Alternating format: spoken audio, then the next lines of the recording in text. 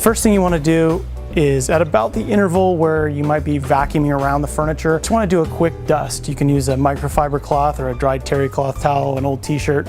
And the point here is you're just trying to get the dust off the furniture and prevent that dust from becoming a place where your body oils will start to stick to the furniture and start that soiling process. Any of the little dust and dirt that's kind of built up in the little seams, and come in with a crevice tool, just really pay special attention to these little seams. You can get buildup over time, so you're just trying to suck out any little bits and pieces that have got stuck in there that didn't come out when you did your regular rag dusting. All right, so now it's time to get cleaning. Any grocery store sponge, 99-cent store sponge, you just want to make sure you don't have an abrasive side. You might forget and accidentally flip it over and do some damage to your sofa.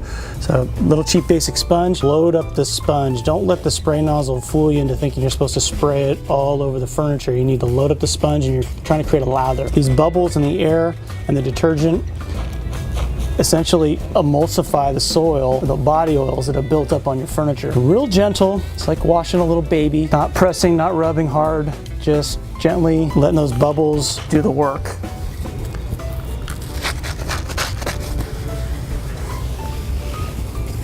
Make sure you go seam to seam and stop at any point as long as you've finished the entire seam of the panel and we don't end up with just a little watermark. Again, the emulsification, the bubbles are just dissolving that soil and it's being picked up slowly on the sponge. You won't notice it right away, but by the end of the sofa, you're gonna start to see it browning out on the top of the sponge and let you know you're doing a good job.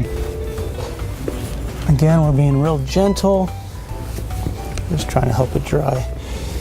You may need to do a second application if you didn't get all the soil off, or even a third if you've gone too long between cleanings. Before you start and clean it again, you do need to let it dry completely before you start again.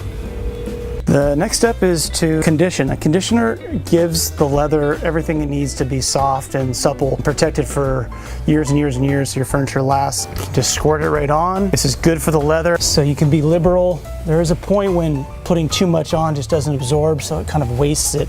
But you don't need to be afraid of putting this product on. It makes the leather happy.